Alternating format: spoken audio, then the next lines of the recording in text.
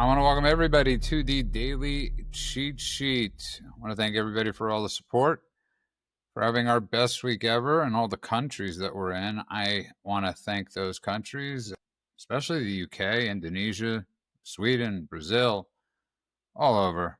Thank you, especially the United States of America. I don't think companies are learning a lot from their mistakes. I just wanted to start the show off with, obviously, there's a lot going on around the world, but sometimes we forget about these little stories that are going on in our country. And I'm not sure if you guys are familiar with this, but the Minnesota Vikings yesterday decided to have two male cheerleaders. Now, I have nothing against if those cheerleaders look like men and they're on the field yoked and they're like manly men, but they had two of the most androgynous looking cheerleaders. And there were a lot of complaints from Minnesota fans. It's a football game. And I get it. They want to watch cheerleaders. Even if that seems antiquated to me a little bit, go on. I've never been into the cheerleading thing. But to have these, I mean, you can look at the picture of these two. And when will sports teams, when will companies learn? You screw with this stuff, it will have an impact. And they just don't seem to get it. You know, I had not heard about this. So this is the first I'm hearing about it. And I'm not totally clear who this is meant to be for, as I'm hearing it for the first time. Is this meant to be for the fans? Because I don't feel like it's for the fans. Is it meant to be for the families that are there? Is it meant to be for anything except for, virtue signaling? I'm not really certain. Look, I actually have friends who are cheerleaders. I don't think that's weird at all, having male cheerleaders. If the idea is these people are meant to be like replacements for the female cheerleaders and they are not even fulfilling the, let's be honest, cheerleaders are there for a reason, the sexy quotient, then I'm just not sure what the point of all of this is, except to make everyone feel like they get points culturally. I just don't get it. When you see dudes in the cheer team and they're not the guys that are throwing the chicks up in the air, you need some strong guys on the team. But if they're there shaking their booties, what the hell is going on? You call yourself the Vikings, you might as well call yourselves the butthole surfers. I don't even know what this is. Like literally, when I saw this story, I was just like, especially after the obviously the Bud Light stuff, the Target stuff. They want to destroy your brand. If you want to destroy your brand, do this stuff. That's great. It's idiotic. I just did they think there would be no notice of it? Did they think there would be no pushback? Did they think people wouldn't notice and be upset by it? Like men said, there are plenty. And by the way, unbelievable athletes, these male cheerleaders, the ones who are jacked and they throw people in the air and they're at the bottom of the pyramid and all of that. But I just don't get what they thought was going to happen. When Judah brought it up, I had to look it up. And sure, yeah. These are dudes that are trying to replace women. And that is the crux of the issue. The people pushing this stuff, this woke agenda, believe that it's a zero-sum game. So that if you need trans to win, girls have to lose. And I don't believe that. I think you could have a trans league with a whole bunch of fegalach running around, playing whatever sports they want. And you probably won't get a big audience, but that's it. It's the way it works. But they can't do that because they know nobody's going to show up. So what they're doing instead is they are replacing women. They're trying to steal the spotlight from women, steal the awards, steal the scholarships. If you're a little girl these days, what is your driving force to compete and become an athlete when you know that the crappy dudes on the dude team that are failing out can just self-identify as trans and take your place? It makes no sense. I'll say I'm looking at the photos you just sent, and I'll say the bright side, at least they're not wearing the bikini outfit. Like, at least they've given them enough of a differentiation to say, we understand this is a man. So, look, I'm going to look on the silver lining here. One of them, the boy with the long hair? Yeah, I actually thought that was a woman when I first looked at it. I haven't looked at all the photos. What are you guys about to show me? I thought that was... Yeah, there it is. You're right. My bad. Never mind. Ignore my last comment. Yeah, it's ignored, but you get the point of the story. Listen, I am not a fan, and I don't remember who brought this up. They were bringing this up to Stephen A. Smith or somebody, the end racism in the end zones. I'm not a huge fan of the NFL doing Cancer Awareness Month. I'm not a huge fan of, when I watch entertainment, to be thinking about prostate cancer or breast cancer or anything. Just if you're going to have cheerleaders, the right people on the damn field. stop this crap. If they want to kill a brand, this is the way to do it. You want to go down the Bud Light route? By all means, go for it. You'll wind up like Jaguar, like Bud Light, or worse, it's going to wind up like Target, where you piss everybody off. First, you have bikinis for dudes where they could stuff their nuts in a nut sack. It was the weirdest thing that they were promoting to little kids. And then when they backed away from that, everyone else got mad at them because now they backed away. They could have been smart. Because now Just where said, are they "You know what? supposed We're to a put their clothing store. nuts, right? We're a big box store. We're selling whatever. And that's what we do. And we don't get involved in any of this stuff." Anytime they dip their foot in wokeism, they get burned. Go for it. I think the bigger, for the better part, most companies have learned that anytime you dip your foot into something that's not your brand usually fails. And Yes. this is the lesson. It's not just with this. It could be said for anything. So now we can move on to, the real stories of the day. And go on, you have this literal clown show that has arrived in Washington, D.C. I guess they were all scared of Zelensky being bullied by Trump. So you have the weakest European leaders showing up: Macron, Meloni, Merz from Germany, the NATO secretary, Ruddle, Starmer from Britain, Finnish. I didn't even know they had a contingent, but it's Alexander Stubb, and European Commission president. So there's like Ursula von der Leyen. And this is the clown show that showed up in Washington, D.C. today. Go on to support Zelensky, who yesterday came out right away and said, we can't have a land swap with the Donbas region, and basically nixing anything before it started. So you couldn't have put it better. Donbass, I'm sorry. The Donbass, right. You couldn't have put it better that this is a clown car parade. It truly is, especially when you're talking about people who have already capitulated to terrorists, half of them on the other side of the equation. When you think of someone like Macron, who has handed over almost his entire country to an entire terrorist ideology, and has also said, and I'm going to recognize pure and simple terrorists very soon, and Starmer and all of the rest, all these people showing up who we know cannot defend their own country. They can't stop grocery store robberies in their own country. Suddenly they're going to guarantee security to Ukraine. It's a joke. These people are jokes. Someone pointed out to me, I live in Spain, and someone pointed out to me that right now you have all of the people in Catalonia who want freedom from Spain, whether you agree with it or not. Now that they're watching Spain hand over Palestinian state to a bunch of mass murdering rapists, but won't do it for their own people. They're kind of signaling to their own people, hey, everyone in Catalonia, I guess if you start raping, murdering, and beheading everybody, maybe we're going to give you a state after all. Same thing in France with the Basques. Same thing in all of these different places. So for them to show up and talk about anything that has to do with anything, Europe's been freeloading off of American defense for decades. Men points this out all the time, how they literally cut their own militaries down, knowing that we're going to step in to take care of it if anything happens. And here they're going to lecture us about a responsibility. Let them go home. Let them go home to where the jihadis are waiting for them, where they're ready to hand over anything to their jihadis and not get involved. Trump had a meeting with Putin in which he's working towards not just a ceasefire, but an actual peace accord. And as we talked about on a previous show, to have Zelensky show up and say, now that the big boys have started talking, I want my toys back.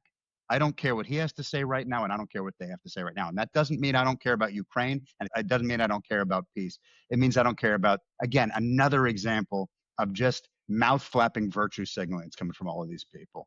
Here's why this deal is not going to work. Swapping land with Ukraine, which the Ukrainians originally said that they didn't want to do, and Trump is trying to push this thing forward. There's one critical component, and that is in the Donetsk region, they have a fort.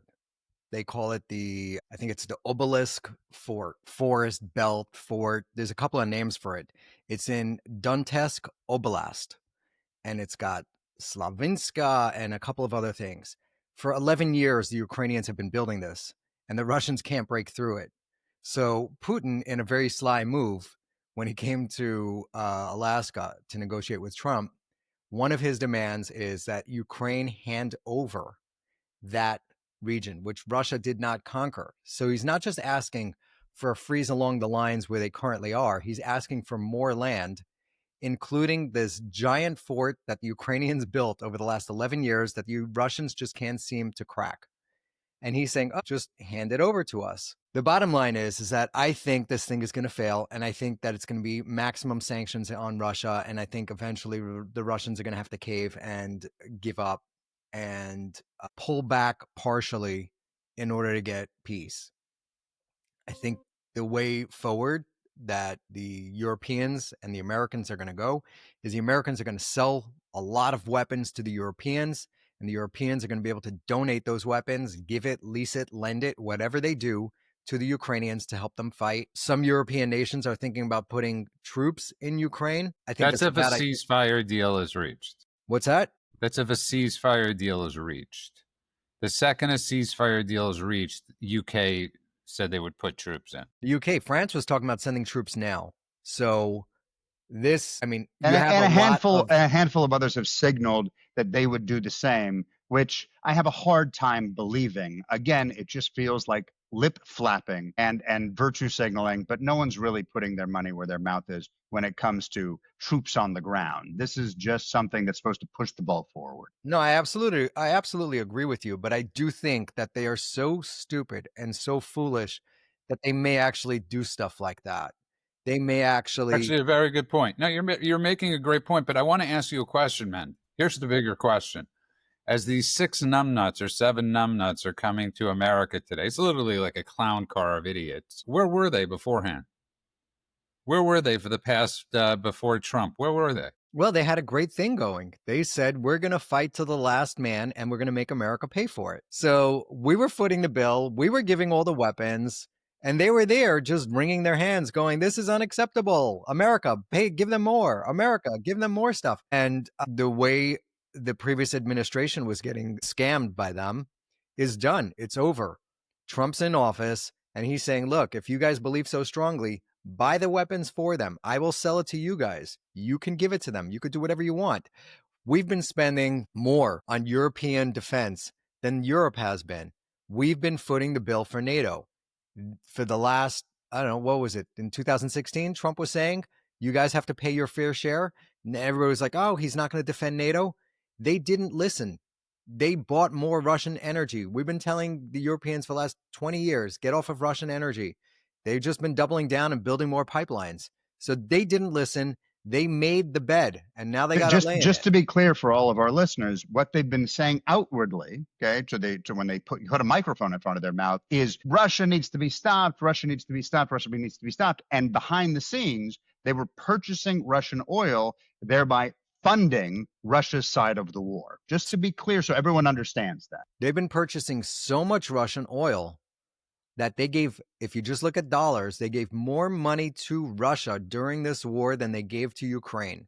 Correct. Listen, I think what both of you have just said is 100% correct. None of us knows exactly what's going to happen, but I love the armchair quarterbacks that you listen to on Sunday morning shows. People like Mike Pence saying, you got to drop the hammer on Russia, Trump. And it's like, I'm thinking, well, that's why you're not vice president anymore. That's why nobody listens to you anymore. Is because you're in the old rhino. I want to say this is bipartisan. This is simply a bipartisan mess that's been made since Bush was there. Go on, because this is nothing. It's Republican and Democrat that have both allowed for this stuff to happen. Look, I agree. I also think that it's very easy when you are not in office to shoot your mouth off. When you don't have to actually make the decisions, when there aren't actual consequences to you just spouting your opinion. I saw that headline, former VP weighs in. And I was like, I didn't even know which former VP it was. And I was already like, I don't care what you have to say. When I found that it was Mike Pence, I doubled down on how little I cared. But I think that's the other thing, too. It's not necessarily even rhino. I think it's just easy because, as you pointed out on a previous show, Judah, people who just go with the flow, whatever the mainstream media says, whatever the doctrine is, who just go with it. It's easier. Whether they believe it or not, it's easier. Their lives are easier. It's much easier for a politician to be seen as, quote, one of the good ones now, because he is saying what everybody wants him to say, whatever flag is in everyone's bio. So I think that I can discount that anyway, because it has no bearing, has no weight at all. I also want to point out that that if Zelensky and Ukraine are truly saying there is no territorial swap, no territorial concession, right? Because they talked about how ceding territory is against the law according to their constitution, which means there is no breaking that. There is no way they can. There's no wiggle room. There's no negotiation on that front. They're basically putting in place something that is going to crumble the deal if they truly will not do it and will be forced to do it, because that would require now pivoting from basically territorial bargaining, which is the only thing Russia seems to care about for two reasons. One, men pointed out last week that it's a nutrient dense area. There's resources that can be used from that area, but also, of course, the fantasy of rebuilding the old USSR, all of that. So all they care about is land. And if you're telling me the one thing we're not going to give up is land, you're basically saying, all right, well, then what do we just security and enforcement for the rest of the time? It doesn't make any sense. So I just want to make sure that our listeners understand that if you are saying the only thing one side cares about is the thing that the other side will not give, that's not a negotiation. That's just drama for no reason.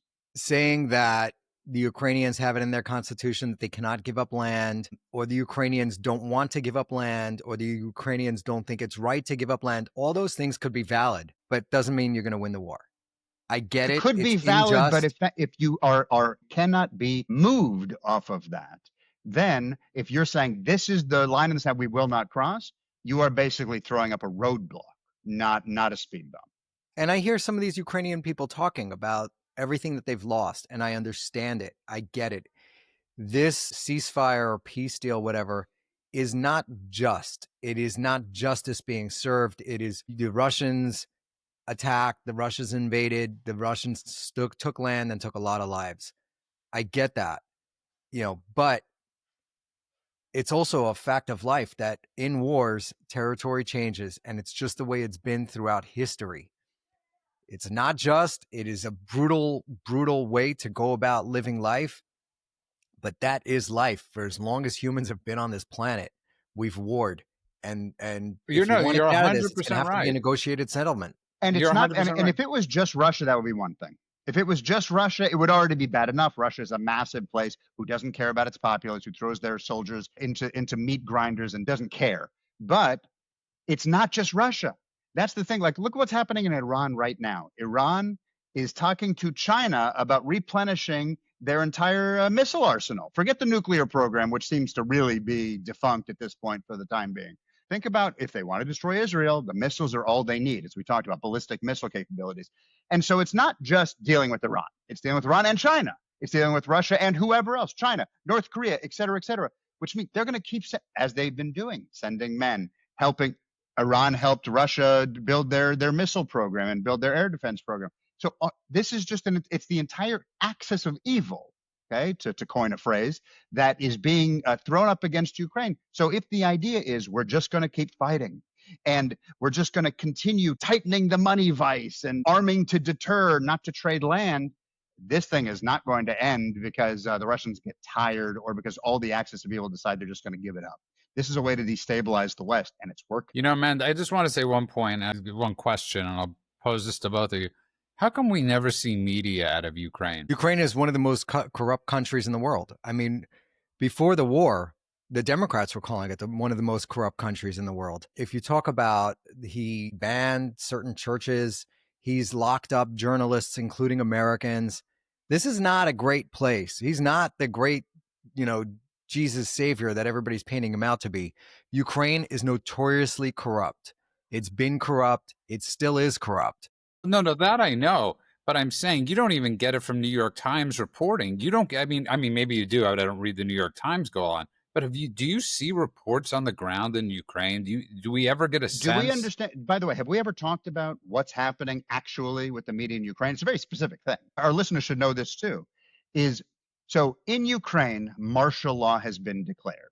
Okay, it's been declared for quite a while. It's one of the reasons why because it's in the Constitution. I was going to get to that. Exactly. And Zelensky's going to stay in office for as long as this martial law is declared. So let's put that in place. So since the Russian invasion, Ukraine has merged almost all of its national TV into one kind of giant state-controlled united news feed. Okay. There's only one message coming out, and it is the message of the government. That means no independent coverage. That means no dissenting voices. That means controlling information during wartime.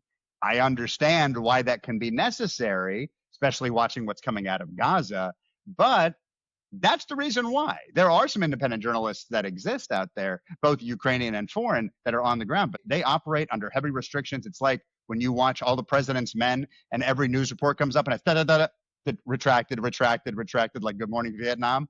That's the way it is. And so all the media that is currently working is government owned. It's under specific political and financial influence. That's why we don't see it, because it's only one message all the time, period. Okay, let's move on because Mend, I don't know, I'm sure you saw the story. I think everybody's seen the story.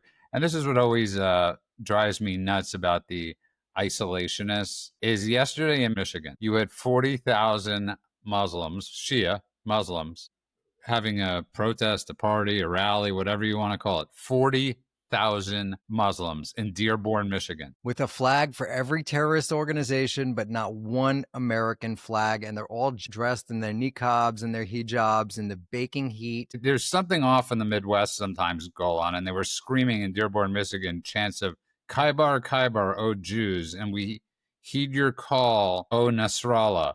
Khaybar references a story when Muslims surrounded a Jewish city and murdered every Jew.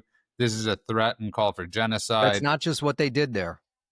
What they did there was Muhammad wanted to conquer Khaybar, and he asked the Jews to convert. They said no. Then he said, let me meet with your elders.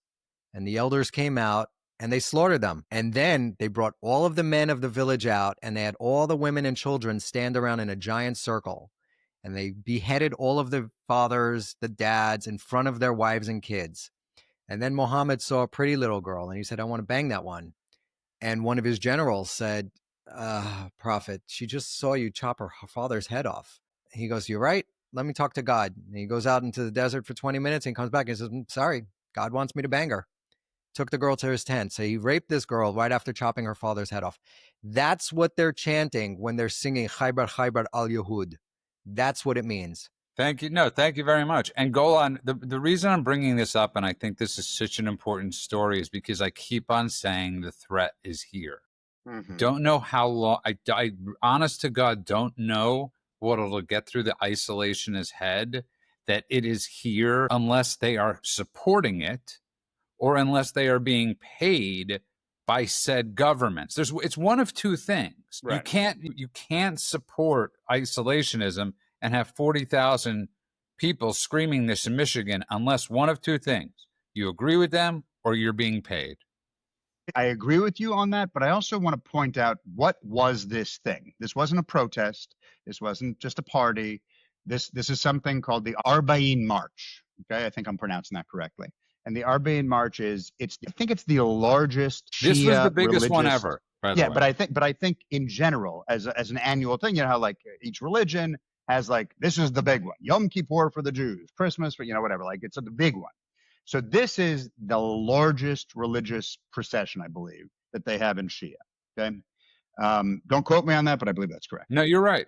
And okay, so the fact that 40,000 Muslims exist to do this in Dearborn, Michigan is already concerning enough, but let's put that aside.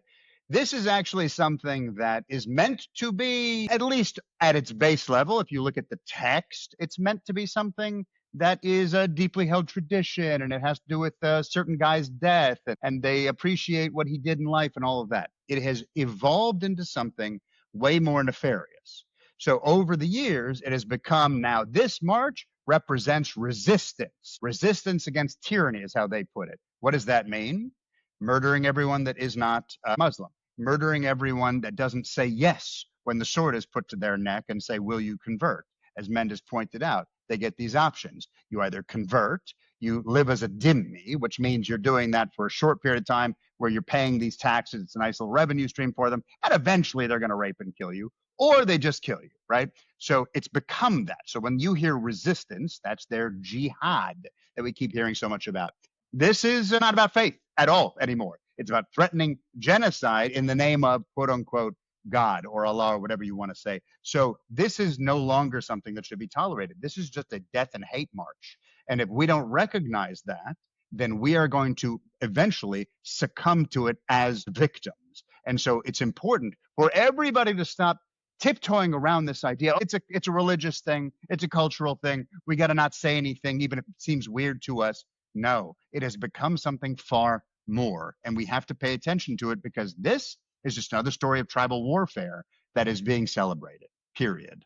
Well said. And, man, I just so people understand, this isn't like, a branch of Christianity or Catholicism. You had 40,000 Protestants or Episcopalians out there. You have 40,000 people that are Shia that believe in Sharia law. This is not something that you want to underestimate. This is people that do not share any of our value systems, no matter what. It's so funny for guys like Tucker and Jocko and all these guys that are out there claiming that their biggest concern is the future for their children. They don't say a word about this stuff. They shield them. And I'm saying Jocko because he backs that Marty Mead podcast and he podcasts with that guy. So lumping him in. Martyr Maid. That's it. So the same people that claim that, it's all a threat to our children's future and blah, blah, blah, Israel, rah, rah, rah, don't say a word about the Islamic invasion of this country. So that tells you everything you need to know about them. You're 100% correct. And that's Douglas Murray's point always, when he especially debates somebody like Chunky, who you call him Uyghur. And he always says to him, your last name is Uyghur. Why are you not protesting the million Uyghurs that are being slaughtered in China? It's like that he can never speak up. I love that. Go on, final point on this. Final point is, look, I want to point out, just again, for our listeners, you talked about Sharia law. So look, we have the Shia, we have the Sunni. In Shia, it's actually a little bit more nefarious, a little bit, to me anyway, my interpretation of it is that it gets darker, because they have an entire thing where they also include not just Muhammad's teachings and not just the Quran, but also the teachings of the imams, which means that current day imams can reinterpret how the faith is supposed to act. And when we see so many imams, and it's all over the United States as well as all over the world, but especially all over the United States. There was a case in upstate New York not long ago where my wife is from. It was shocking what this guy was saying, basically saying, let's murder the Jews. But he was saying it in this very careful couched language. But that means that imams like that can reinterpret what Sharia law means, which means that they can say, in today's world, here's how it's implemented. We are going to reinterpret to make it even darker and make this event that is meant to be of a celebration about murdering Jews, as we see here in Dearborn. That's why that's happening. It's not merely a misinterpretation of the Quran, or an interpretation of the Quran, as you will. It is also a bastardization of it by current day imams. It's important to note that. Well said. And man, I want to move on to Rubio yanked more than 6,000 student visas. And I keep on saying these people are just kicking ass in the administration. 6,000 visas due to assault, burglary, and a whole slew of other things from foreign students. They pulled their visas. And good for this guy. I mean, these are things that are huge. And for people that are Trump supporters, these are things that we have to celebrate. We have to say, amazing job. And I don't think his administration is even getting enough kudos within the party, because of the louder voices who just won't stop yammering about the most inconsequential things. This is consequential, man. This is a big deal. It is a big deal. And what's important to note is that to date, they estimate 1.5 million people have self-deported. Means that they got on a plane, they went back home. They're either using the CBP One app, which the previous administration used to fast track people abroad to come into the country. And then the current administration, in a stroke of genius, just repurposed the same app and say, if you want to get out, we'll help you. We'll give you $1,000 and we'll help get you out, and we'll take you off the list of targets. But another thing is that the raids that we're seeing across the nation is what's driving the self-deportation. If you think that you might get caught by a bunch of cops and then stuck in a detention center for weeks, you might think to yourself, it's better for me to just go on my own where I could keep my family together, and I'm going to head out and maybe apply legally. And that was the other thing, is that the Trump administration said, if we catch you, you're ineligible to apply. But if you self-deport, you are welcome to apply to come here legally, which is the right way to do it. And I hope that the same thing happens to these students. Just revoking the visa is one step, but the second thing should be sending ICE agents into the student dorms and scaring the bejesus out of those illegal aliens now and getting them to either self-deport or deporting their asses ASAP. Yeah, I think there's a very clear line being drawn. And the line is, if you want to study here, if that is your purpose, you are welcome. We would love to have you. Again, multiculturalism, not a bad thing. Having people from multiple countries in one place studying things and bringing different perspectives is a wonderful thing. If you're truly here to study and to contribute, we want you here. If you are here to commit crimes, if you are here to glorify terrorism, goodbye. That is not xenophobia. That's sovereignty. And ultimately, it's time. It's about time. I can't believe that we have played this game in the previous administration where they were saying it was like they had placards that said more drunk drivers and Hamas sympathizers on campus. It's about time that we explain to the world that an American visa is a privilege, not a right, to quote Rubio. I think he's absolutely right about this. This is the part the left pretends not to understand. We're not deporting Americans. Okay, we're sending home guests who broke the rules of our house. I watched, there was Charlie Kirk. It's a little older video. Charlie Kirk at the Oxford Debate Society. And just a short clip. And he says, all right, you all have given your speeches. And those of you, several of you mentioned how the Trump administration is deporting American citizens. Go ahead. I'm going to pause and let you tell me which American citizens he deported. And he waited and waited. And some people started saying, nope, that guy's from Venezuela. Nope, that guy's from. He goes, so you all lied. Not a single American citizen. People with visas, people who are guests in our country have been deported. And that is exactly correct. That's what this is about. And good for Rubio. Once again, Rubio wins my praise. Well, there's one important thing to note is that talking about student visas, our universities, Harvard, our elite universities, get billions of dollars in tax funds. These universities have a majority of non-American students, which they charge full tuition for. And what they haven't done is lower the tuition for American students. So they've become international universities on the American taxpayer dime. Most of the enrollees are not Americans, and they have multi-billion dollar, $50, $60 billion endowments that they could tap into. They could make their universities free forever, and it would still cover itself. That endowment would still pay for itself. They're not doing that. So taking away the visas is great, but hurting these universities in their pockets by taking away tax funds like we've doing to Harvard and limiting the amount of foreign students that they're able to bring in. One is it hurts them in their pocket, but it also hurts their prestige. So I think it's a great thing that we're doing that. These universities take in, an exorbitant amount of tax funds, and they should not be getting that, especially if they're not catering to the American students. You would, in a normal situation. By the way, you're not even including, by the way, men, that between 2021 and 2024, Qatar and China alone, those two places alone, poured $29 billion into U.S. schools, right? So you're talking about endowment, you're talking about foreign tuition, you're talking about government they're grants, nice people, and the gigantic endowment, and of course the lovely just donators from all these enemies of America. Just a bunch of good people. It's also important to note that the price of university has gone up exponentially over the past, say, 2 decades. It all started when the government started backing student loans. So we had this idea, Democrats, of course, had this idea that students should not have to get a after-school job. They shouldn't be working in a pizza shop to pay off their university. We should loan them the money so they could just sit there and, bask in their after-school parties. So these kids do it. They go in, they get $300,000, $400,000 in debt with a degree that doesn't do anything for them. So you have a degree in basket weaving or interpretive dance, which is going to get you zilch. You're saddled with debt. You come out, you can't buy a house, and you can't get a job.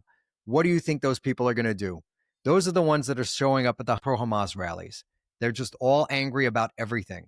I guess you have to wait for the next Democrat to get into office to go ahead and wipe your debt clean. There's something else to note, is that how do the universities get all this tax money? They get it because of, it's usually science grants. So Harvard is working on some cancer treatment thing. They'll apply for a grant. the government will give them, say, $50 million grant or $100 million grant to figure out this cancer thing. Out of that, the $100 million grant, they get another $200 million for administration of this program. So for every dollar you get an extra $2 that goes to administrative fees. So these universities have been bloating up their administrations, and they're filling it with people that hate America and are anti-science. So all of the woke DEI stuff is coming from administration, and it's being paid for by the U.S. taxpayers because we have these insane grant programs to these big universities. Cut it all out. Stop giving guarantees to student loans. That'll get rid of all of this extra borrowing that our kids are taking that they don't need. Open it up to competitive bidding. So allow entrepreneurs to open up accredited colleges. It takes forever to open up an accredited university. So cut down the time on that. Increase competition. You'll see the Zuckerbergs and the whatever out there opening up universities like Peter Thiel. You think of those types of guys that would open up fast track, really hyper-focused universities where you don't have to take extra degrees that mean nothing to you, let you get killer degrees in killer time at really low cost. Okay, well said, both of you. Let's move on because I want to get to a couple stories quickly. Trump came out today and on Truth and said that he will sign an executive order outlawing mail-in ballots nationwide. I'm going to lead a movement to get rid of mail-in ballots, and also, while we're at it, highly inaccurate, very expensive, and seriously controversial voting machines. He added that these machines cost 10 times more than the accurate and sophisticated watermark paper, which is faster and leaves no doubt at the end of the evening as to who won and lost the election. We are now the only country in the world that uses mail-in voting. All others gave it up because of massive voter fraud. And I won't get fully, but the goal on my favorite thing that the New York Post says was, he doesn't have proof of this. You know what I mean? Sure. Of the inaccuracies of, and you'd have to be an idiot Rupert Murdoch crony to say this from the New York Post, that he has to prove it. We know on election nights that Michigan has had issues with mail-in balloting with the electronic machines, 6,000 votes, 12,000 votes. In Michigan, a city councilman named Abu Musa is under investigation for election fraud. Surveillance video shows Musa depositing stacks of mail-in voting at the drop box days before the primary. He won by just a few dozen votes. Listen, here's the reality, and this is the great lie of 2020, that almost every case they brought before the courts was rejected before the courts even were allowed to hear it. The judge wouldn't hear the cases. So every time you hear people like Bill Maher say, this was adjudicated, no, it was never adjudicated. It was never allowed to see the light of day or see the light of judges. The judges refused to hear almost every case Trump brought before the judges across America. That's in almost every state that happened. This is something you could look up. I think it was at least 50 judges that refused to even hear the evidence. And just the fact that you even have to think about this, just go with the mail-in balloting. It's not that difficult. We had it until 2020. We could still have it. That's the thing, though. If we are going to put a bunch of people, and by the way, by a bunch of people, I mean probably half the country, in a position where they are going to question an election because people are too lazy to go and vote, I think that maybe we are losing the plot. The idea of one citizen, one paper ballot, one verifiable vote, or if we're going to use these computers, okay, fine, but they have to be done in a way that we know they can't be. We've seen, you can watch the 60 Minutes thing from years ago where they were showing you that these things can be hacked in one way or another. So again, maybe it's not happening. Maybe there's no hacking happening. Maybe there's zero fraud in the mail-in ballots. I happen to not believe that personally, but even if it's a small amount of fraud, why even put us in a position where you're going to make people question it? See, that's a great point. Now, just so you know, I just want to tell you, that's an absolutely exceptional point, man. And I always say to you, with messaging, exactly what he said just now should be the point that they're putting out. Is with everything that's been going on, why should we give one more reason for people to be skeptical of something that should not be skeptical of? One is they need to take a page from the Democrats and use that name thing. Right? Well, they use the name thing great because they would name the thing it doesn't do That would be its name. Inflation reduction didn't reduce inflation. All of that stuff. Enabling access to all Americans Election Act. Like, you call it the thing that they're going to say it's not. But I mean, we're all able to do mobile banking. We could do mobile banking. We trust our money to an app. Why can't we just have an app? It makes no sense. I'm actually not for having an app. I got to be honest with you. I think it was, as you spoke about the other day with AI and the hacks and all that and China, I don't think we're there yet. I just want to give you just the perfect example. Remember when the government checks were being passed out and half the country couldn't figure out how to put their bank accounts in? As my father explained to me, when you build new systems on bad systems, they're never going to work correctly. So you're right. If you could figure out a way to watermark and do that, 100% correct. But we're just not there yet until we get where you're talking about, which I agree with you 100%. And if we're going to do in-person voting, it should be a national holiday. It should be something of pride. There should be a cheer band and a marching band outside every By the way, station. men, you've just said something unbelievably important. And this is where the Republicans fall down. I think it's where the country as a whole falls down. This should be something where everyone gets the day off. It is a national holiday. It is a paid day off. You go, you vote. This is something that should be encouraged by everybody. And I get there are small businesses that can't quite do that. And there's all sorts of exceptions. Fine. But I mean, as a whole, the idea of saying it's so important that we all participate in this. And the idea of paper ballot in your hand, it's physically verifiable and auditable. You remove all doubt. And that is confidence. Don't they want there to be confidence in these elections? No, they don't. I understand, but it's so obvious that they don't. All of these things saying, you better not show an ID or I'm going to arrest you. It's like, what are you talking about? The fact that you're saying, no, I want you to be able to just mail this thing from home, and anybody who can mail it or can dump it in the river or can stop it before it gets there. I get that this sounds like I'm a conspiracy theorist. I'm not. All I'm saying is that anything that makes me question it leaves room for doubt means, okay, if the integrity of the election is the bedrock of democracy, which we all agree that it is, even the people who want this agree that the integrity of election, because they use it all the time, this is the most secure, most integrity, all this stuff, then why would we use any method that leaves room for doubt? Even a sliver of skepticism undermines trust. Just for the record, this doesn't make you a conspiracy person. This is just common sense. This is like another example of common sense of something Trump is bringing down the pike, that if you disagree with it, if you truly disagree with it, you're an asshole. Excuse my language, marshmallow woman on Truth, you're really just a hater. If you disagree with him bringing in the National Guard into Washington, if you disagree with him trying to get peace, if you disagree with him trying to do this, or Rubio on the campuses, Rubio pulling visas, Pam Bondi doing all the things she's doing, Patel and Bongino doing their investigations, you are just an a-hole, okay? I love that. If you're against the National Guard coming into Washington to decrease crime, because it was the third most crime-ridden city in the country, then you're for crime. It's one or the other. Either you're against crime and you want it squashed and you want it out and you take any help you can get, or you're for crime. And it's usually people that are not in DC that are for it. It's never the people that live there. The people that live there, the people that are being interviewed on the streets, they are ecstatic about it. They are really happy. It is changing the city. They're not just cleaning up crime.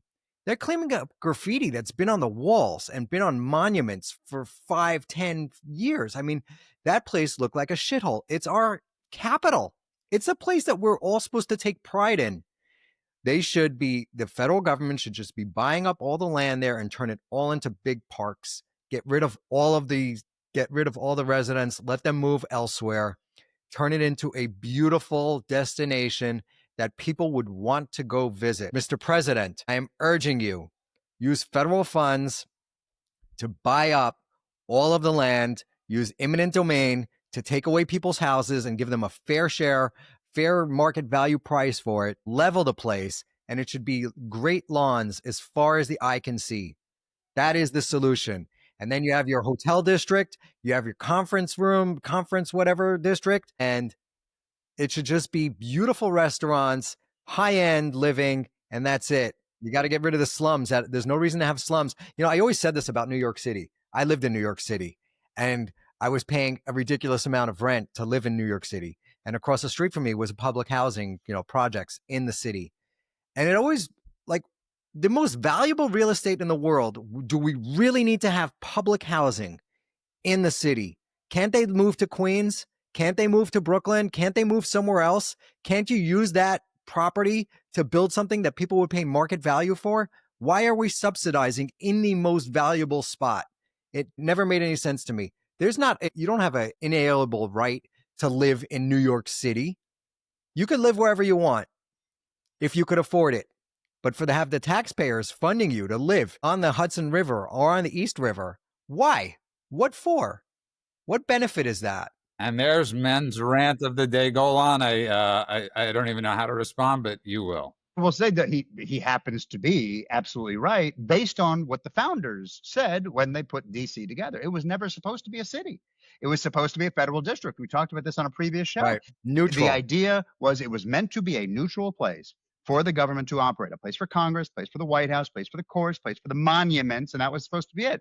Fine, we'll throw in some restaurants and some malls so people who are visiting those places have a place to eat. Okay, but the problem with it becoming a residential swamp, which is what it is that the population that is dependent on government paychecks in a lot of cases will always vote for bigger government because it benefits them.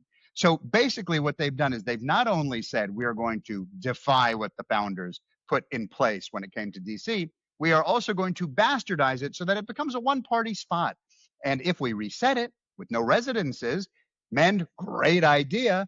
And it's just those things, move everybody else out to Maryland, out to Virginia. Thank you. It could be neutral ground again, not a partisan echo chamber. I have a very fair solution. You get rid of all housing. You have no housing. So not for the ultra rich, not for the ultra poor. And all you have is hotels and restaurants. But there you are. You said it. Great points, both of you. I just want to move on to one last thing because this is breaking. It's big. And obviously, we're not going to have an answer on this today. But Trump pretty much threatened Gaza this morning and Hamas this morning. That's it. They're done. Israel is going to go in. And Hamas, Golan signs, supposedly agreed to some sort of ceasefire. It's what they agreed to. They did the same trick they did last time. So the peace offer on the table right now is return all the hostages and lay down your arms, and the war will be over. That's all the hostages, by the way. It's important to, I want to point every this out single for our one. listeners, No more of this piecemeal. because they have been doing this. We're going to give you 3, and then in a week we'll give you 2, and then there'll be 15 left over, or whatever. Basically they're saying all of them, or we're not negotiating. We're coming into Gaza City. Sorry, man, continue. No. So that is the offer, and what Hamas does, they go, we accept the peace offer, the ceasefire, and the ceasefire agreement that they're accepting is completely different than what was proposed. They're, again, going back to, we'll give you 10 and continue raping the other ones, including the dead ones. We'll rape them all and rape and rape and rape. And you have to stop and give us 1,000 of our guys and pull back and give us 60 days to, recruit some more kids to teach them how to shoot. And then we'll continue. No more of that. Done. Can I just point out that as of 2 hours ago, the Axios headline was, this is the full headline, by the way. I'm not just picking a portion of it. Entire headline from beginning to end. Hamas accepts latest Gaza ceasefire and hostage deal proposal. That's it. They didn't mention that this is a deal that had already been rejected. They didn't point out that the U.S. is not going forward with this. They're just lying about. Well, they also lied about Trump's. Here. They also lied about Trump's Truth Social post, which they also lied that he said. If you read the stories, that he said that if they don't reject this deal, and I'm going to read you exactly what he wrote this morning. We will only see the return of the remaining hostages when Hamas is confronted and destroyed. The sooner this takes place, the better the chances of success will be. Remember, I was the one who negotiated and got hundreds of hostages freed and released into Israel and in America. I was the one who ended 6 wars in just 6 months. I was the one who obliterated Iran's nuclear facilities. Play to win or don't play at all. Thank you for your attention to this matter, President DJT. He never said in any statement this morning, in anything, and you're seeing it that's being reported by everybody. So you're 100% correct. What are they claiming he said? They're claiming he said if Hamas doesn't accept this, that's what will happen. And nowhere in that did you see that. Wait, so what are you saying he said? I'm saying exactly what he just said. They're saying he said in a sense that if Hamas doesn't accept this deal or ceasefire, go after them, when that's completely not true.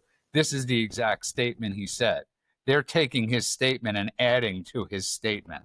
But I think I could see the logic there. They're saying, look, if you don't give back all the hostages right now and lay down your weapons, it's over for you. We're going to let the Israelis come in and they're going to demolish Gaza City. So it's important to note that up until now, Israel controlled 75% of Gaza, but only 20% of the Gaza population at most.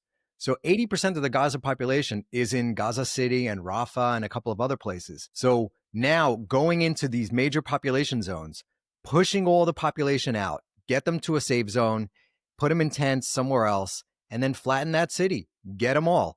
Whether you get the hostages or you just end this thing and everybody dies, so be it. It needs to end. And what's important to this one, we didn't end the war with Iran. How did it end? When Trump said, okay, we're done, and we stopped. It wasn't the Iranians begging, saying, please stop. We'll do whatever you can. We'll stop funding terror. We'll stop building a nuclear bomb. We'll stop with our ballistic missile program. None of that happened. It just ended. It stopped, right? Now Iran is rearming. So they didn't learn their lesson.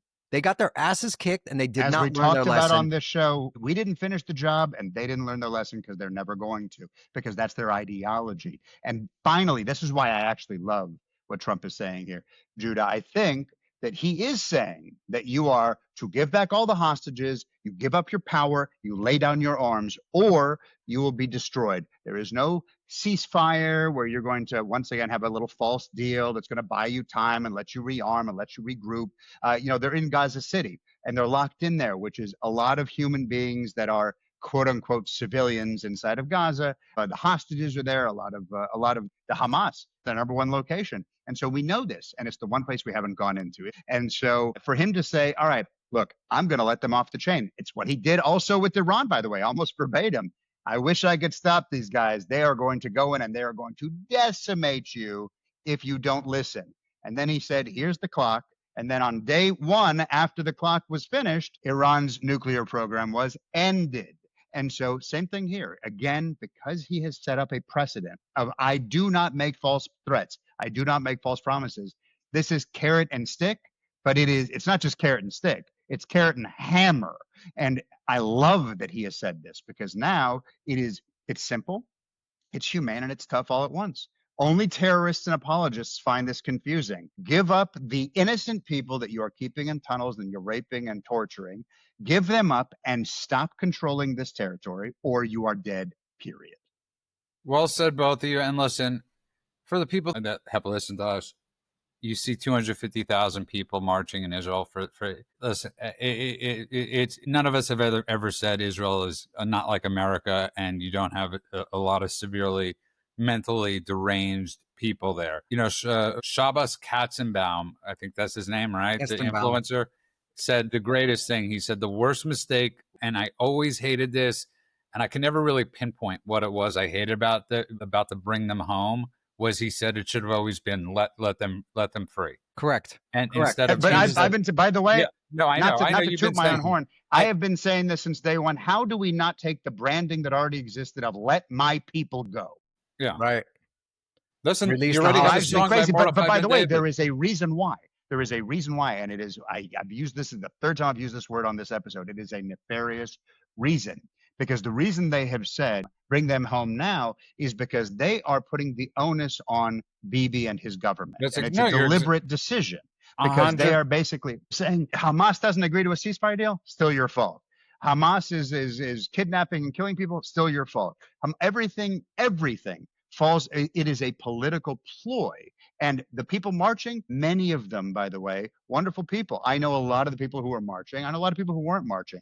Ultimately, all they were doing was weakening Israel's position. As I was listening, I believe it was John Spencer was on trigonometry recently. Yes, and listening to him was really brilliant. If you haven't listened to this, it is an unbelievable interview in which, as I think the name of the episode is War Expert Debunks Gaza Lies. But the idea that you are basically letting the governments of the world undermine a negotiating position. When France says we're going to recognize a Palestinian state, it makes Hamas say, then we're not going to negotiate in good faith.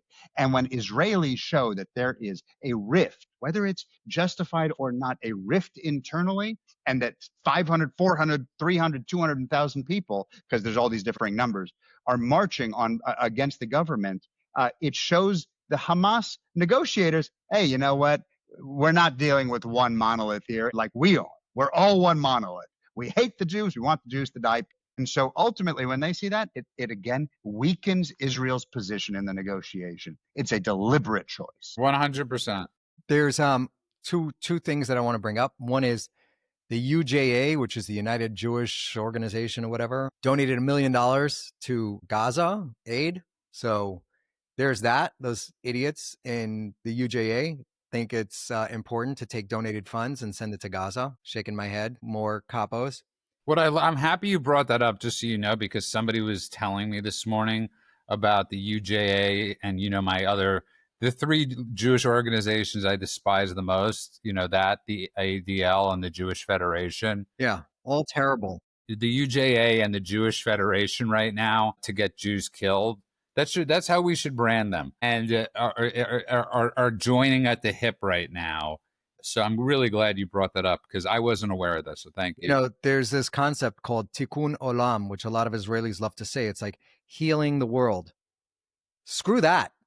Fix your own backyard. Focus on your community. Your community is under attack. You don't need to fix the world right now. You need to fix your own grieving community. There are still hostages being held underground in Gaza. That should be your focus. If you're sending money to the civilian population in Gaza, shows how you've lost your way. You are morally bankrupt. I'd like to give on a lighter note, on a better note, a huge shout out to the city of Huntington Beach, California, which last night had a commemoration celebrating the Twin Sisters City project with Ramat Gan, Israel. So a huge shout out to Mayor Pat Burns, former Mayor Gracie Vandermark, who's running for state assembly. So if you are a voter in California, you vote Gracie Vandermark for state assembly. What they want to do is do to the state what they did in Huntington Beach, which is a beautiful, open, amazing city without the restrictions of this crazy state. And finally, a shout out to Tony Strickland, Senator Tony Strickland, who moved. He used to be the former mayor of Huntington Beach, and now he's a state senator. So they were on board, as well as Ambassador Carmel Shama Hakohen, who is the mayor of Ramat Gan, who showed up with his team. It was a beautiful event, lots of people there, and was really proud. In the face of CAIR, the Islamic Muslim Brotherhood organization, which bussed in thousands of people to the city hall when they were voting for this thing. And Dan Klamick, or whatever his name was, the one Jewish guy on the city council, voted to abstain, another demented, self-hating Jew, and swiftly got voted out of office. And now he's cowards. He's selling shoes and oranges on the corner to cars that are driving by. He's homeless, despicable person, and he deserves everything he got. But this city is a shining example of what California could be. So shout out to Huntington Beach, and a huge shout out to Rabbi Zavdi, who helped put this thing together and represented the Jewish community of Huntington Beach. I mean, it was fantastic. But yeah, lots of dignitaries, and it was an amazing event. Perfectly said. Perfect way to finish. Go on. I'll just say this. I know there's a lot of pressure on somebody like Netanyahu today, purposely so. He has the weight of the world on him, and literally the weight of the world on him and many of his own people, and he's got to make the right decision. And either way, he's not going to be prime minister much longer. But if you're going to go out as prime minister, bring them all home. Make sure that Hamas is eradicated 100%, and the end of story. None of this 10 days and 60-day ceasefire thing. It doesn't matter what your people, what half the country thinks. It doesn't matter at this point. And I'll say all these countries that are begging to go and recognize Palestine are basically putting Israel in a position where the only recourse, instead of handing these terrorists a gift for their atrocities on October 7th, is to destroy the place all together, occupy the place all together. Enough is enough playing these games. We don't need this terrorist stronghold full of Arabs that pretend there's something other than just Arabs sitting in this place. It's time for us to take out Gaza. I am fully on board for this, and I hope it's what they do.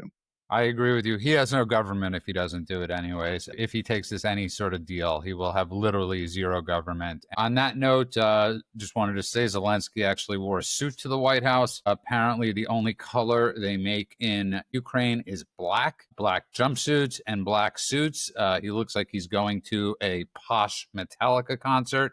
But welcome to America again, Vladimir Zelensky. I want to thank everybody that's been listening to the show and downloading and giving the great reviews. Thank you from the bottom of my heart. You can find us on Instagram at The Daily Cheat Sheet, which Mend says he's going to put more clips up. We will hold him to that. You could find us on YouTube at The Daily Cheat Sheet. That last YouTube video, amazing goal on. Good work on it. Did very well. Also, Rumble. You can find us at The Daily Cheat Sheet. We do not discriminate, even though many on Truth do. And you can find us on Truth Social at The Daily Cheat Sheet. You can find us on Twitter or X at TD Cheat Sheet. You can find us on Substack at The Daily Cheat Sheet. You can find us everywhere at The Daily Cheat Sheet.